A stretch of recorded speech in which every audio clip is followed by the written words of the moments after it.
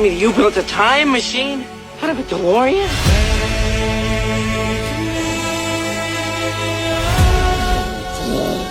Phone home.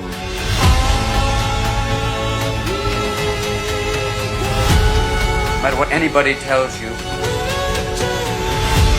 words and ideas can change the world.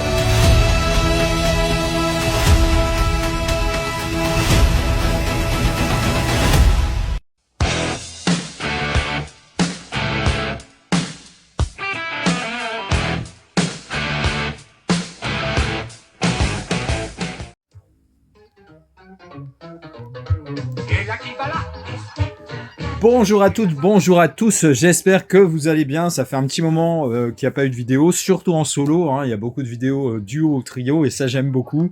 Là, la vie fait que c'est pas toujours simple de s'organiser pour faire ça à plusieurs, donc j'en fais une petite tout seul, parce que ça fait un petit moment, et puis comme vous le savez, hein, les achats s'accumulent, moi j'ai envie de ranger au fur et à mesure dans ma collection, j'aime pas trop que ça traîne sur le côté dans la pièce en attente de présentation, donc j'essaie de faire ça plus régulièrement. Donc si je vous mets en fond sonore l'inspecteur Gadget et que je vous mets la figurine Abbey Style, hein, que j'avais chopé dans un Oz à 14 balles, si je me souviens bien, qui est vraiment très très belle, c'est forcément qu'il y a un lien, et ce lien c'est avec cette série, hein, donc les DVD, voilà, de l'inspecteur Gadget. Alors il y avait un beau coffret qui était sorti il y a quelques temps et qui avait même été soldé lors d'un Black Friday, il y a 2-3 ans, et il était style à 45 € au lieu de 90. Maintenant il a atteint des sphères incroyables au niveau des prix. En tout cas je suis très content parce que là sachez que même la box comme ça avec les 5 premiers DVD, donc il y a à peu près 25-30 épisodes, coûte toujours assez cher d'occasion, et là je l'ai eu sur Vinted en négociant, je crois que le mec l'avait mis à 12, j'ai tenté le 7 € et il a accepté, donc franchement c'est très très bien. Vous savez que je suis un peu dans le délire des séries et dessins animés des années 80-90, enfin même un peu plus tard selon ce qui m'a marqué moi en tant qu'enfant, jeune adolescent ou même adulte, et ça en faisait partie, donc j'adorais ça, regarder sur la 3 si je me souviens bien, et donc voilà, je suis très content de rentrer ça dans la collection des séries et des animés. C'est une série de 1982, vous connaissez probablement l'histoire de l'inspecteur Gadget, hein. L'inspecteur Gadget, c'est en gros, il se bat contre les vilains, hein. Il y a le Dr Gang avec son chat, le Matcha, je crois, si je me souviens bien. Et donc, il va lutter contre les méchants avec l'aide de ses gadgets, de sa nièce Sophie et surtout de son chien Fino. Et honnêtement, heureusement que Sophie et Fino sont là, parce que lui, en fait, c'est une catastrophe ambulante. C'est un peu le Pierre Richard des détectives privés. Et heureusement qu'ils sont là. Il y a eu 2 films qui ont été dérivés de la série, hein, dont le premier avec Matthew Broderick, ça c'était en 99. Le deuxième, je sais plus avec qui c'est, mais franchement, bon, ils sont très dispensables. Pour la collection, j'ai le film avec Matthew Broderick, mais ça s'arrête là. C'était encore une série qui était produite par Jean Chalopin, à qui on devait Ulysse 31, il y avait Jace et les Conquérants de la Lumière, les Cités d'Or, enfin voilà. Donc très content de rentrer ça dans la collection, comme je vous l'ai dit. Ensuite, si je vous mets cette casquette-là, alors ça va parler vraiment aux connaisseurs. C'est la casquette qui a un certain personnage retourné au moment de faire quelque chose de sportif. Et oui, je veux parler de Over the Top, un film de 1987 avec Sylvester Stallone. Et donc, il arbore ces 7 casquettes, 7 marques de casquettes Bono, qu'il a et qui retourne quand il fait ses bras de fer. Donc, vous connaissez l'histoire, hein, Lincoln Hawk, qui est un chauffeur de camion. Et en gros, il est divorcé, sa femme est malade, il n'a pas vu son fils depuis son divorce. Et il va en avoir la garde tout au moins temporairement. C'est un fils qui a été élevé de façon assez stricte dans une école militaire. Il y a beaucoup d'argent, alors que Hawk est vraiment très, très modeste, hein, et il survit, on va dire, plutôt qu'autre chose. Et il va se retrouver à avoir son gamin pour quelques temps. Et est-ce que la paternité est dans ses cordes, on le verra. Et il y a pas mal, forcément, le fond c'est ça, mais il y a aussi forcément les bras de fer. Donc en gros, c'est un film, et c'est pas péjoratif en disant ça, qui pue les années 80. Les musiques sont géniales, l'atmosphère, et puis pourquoi j'ai pris celui-là, parce que j'avais déjà un autre Blu-ray de Over the Top, Mais là, c'est un nouveau master en fait qui est beaucoup plus précis que le master Blu-ray qui datait de 2013 hein, de la MGM. Donc, quand je l'ai vu à 6,60 € je crois sur Amazon, je me suis jeté dessus. Ensuite, qu'est-ce que je vais vous présenter? Alors, quelque chose de très léger, hein, ça va être Red One, pas le prénom d'Afrique du Nord, hein, Red One. Et donc, quoique c'est peut-être breton, j'en sais rien. Red One avec Dwayne Johnson, un film de 2024. L'histoire, elle est simple, hein, le Père Noël est enlevé et Dwayne Johnson va devoir sauver Noël. Donc, je l'ai pas vu. C'est pour la collecte de Dwayne Johnson, et puis j'ai envie de le voir quand même, et puis au moment de Noël, ça sera vraiment parfait pour le voir avec éventuellement ma gamine.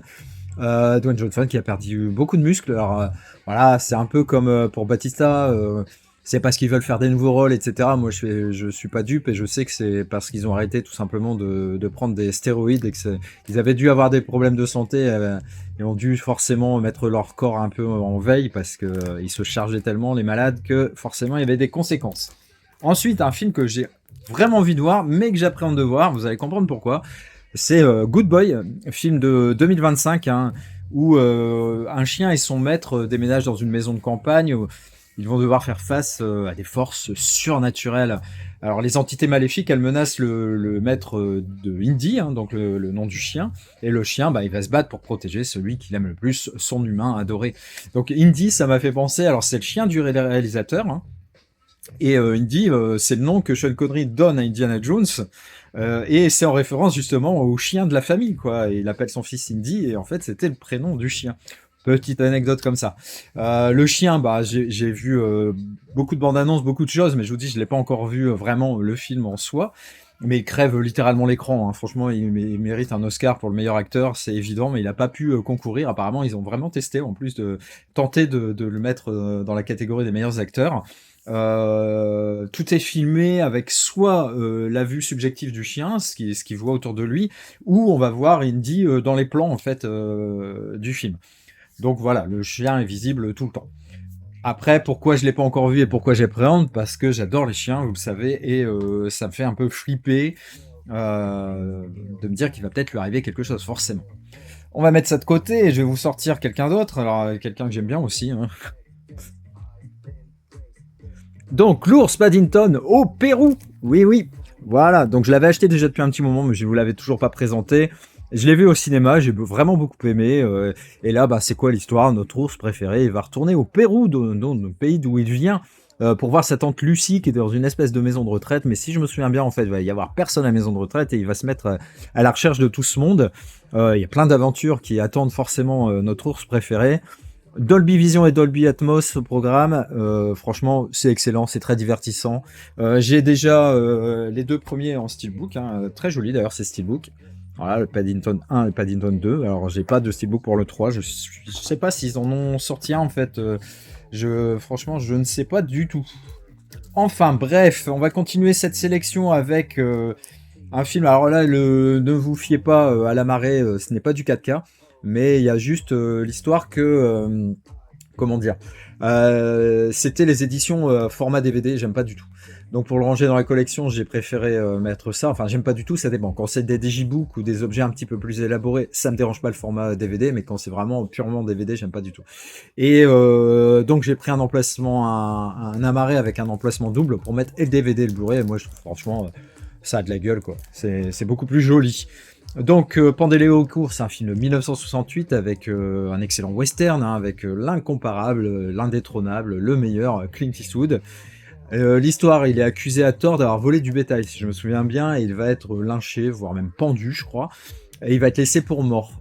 Mais il va s'en sortir, et désormais, Clint, il est marshal, et il va se mettre à la recherche de ses bourreaux. Un excellent film que j'ai vu, mais il y a 30 ans, donc très content de le rentrer dans la collecte également. Ensuite, il va y avoir plusieurs films de Claude Miller. Alors, le premier, ça va être Garde à vue. Garde à vue avec Lino Ventura, Michel Serrault, qu'on voit dans ses lunettes d'ailleurs. Il y a Romy Schneider, Guy Marchand, enfin voilà, destiné quoi. Michel Serrault, il a d'ailleurs eu le César du meilleur acteur pour ce film. Donc en gros, Michel Serrault est convoqué au commissariat le soir de la Saint-Sylvestre par Lino Ventura, qui est inspecteur de police. Et Michel Serrault, figurez-vous qu'il est suspecté du viol et du meurtre de 2 fillettes. Et, il a aucun alibi et il devient très très suspect aux yeux de l'inspecteur, en plus que son ex-femme va l'accabler davantage. Donc vraiment un huis clos très très sympa entre 2 monstres du cinéma. Ensuite, Mortel Randonnée. Mortel Randonnée, c'est toujours de Claude Miller de 1983. Toujours avec Michel Serrault, mais cette fois-ci avec Isabelle Adjani. Et là, cette fois-ci, Michel Serrault est de l'autre côté, puisque c'est un détective privé. Isabelle Adjani, c'est une meurtrière, en fait. Et on va justement suivre un peu l'histoire de ce périple meurtrier à travers l'Europe. Alors, je crois que c'est France, Belgique, Italie, c'est pas tous les pays non plus. Et elle va être poursuivie par ce détective privé qui lâche pas l'affaire. Ensuite, on va avoir un film que j'adore, toujours de Claude Miller, où change de registre, un film de 1985, avec une très jeune Charlotte Gainsbourg, qui a, je crois, 13 ans à l'époque. Il y a aussi Bernadette Lafont, Jean-Claude Brialy, et c'est l'histoire d'une adolescente qui est maladroite, pas très bien dans sa peau, et qui va rechercher l'amitié d'une fille, Clara, je crois, qui est pianiste, et qui est pas du tout du même milieu social qu'elle. Franchement, j'adore ce film. À l'époque où il est sorti au cinéma, j'ai dû le voir 2-3 fois et je l'ai revu, je pense, une fois après. Et donc, là, le rentrer en 4K, c'est parfait. Et puis, même si c'est pas des films qui nécessitent forcément le 4K, mais là, je l'ai eu au prix d'un amarré Blu-ray standard. Donc, voilà, il y a pas de souci quand c'est comme ça. Ensuite, un film qui, quand il est sorti, ça a dû bien faire chier les spéculateurs.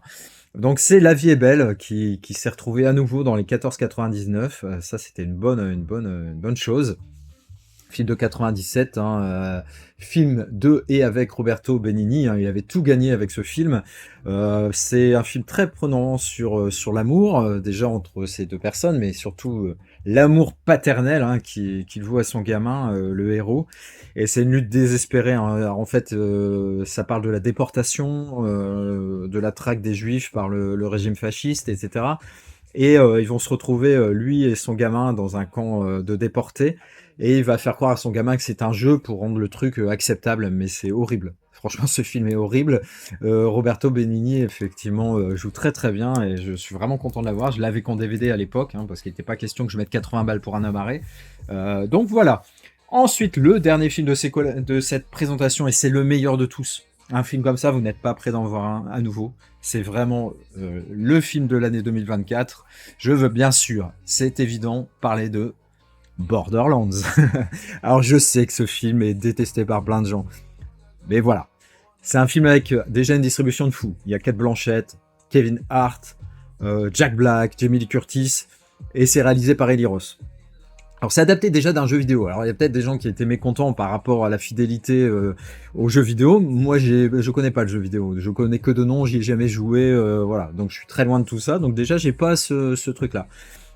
Ça a été un échec au box-office, fustigé par les critiques.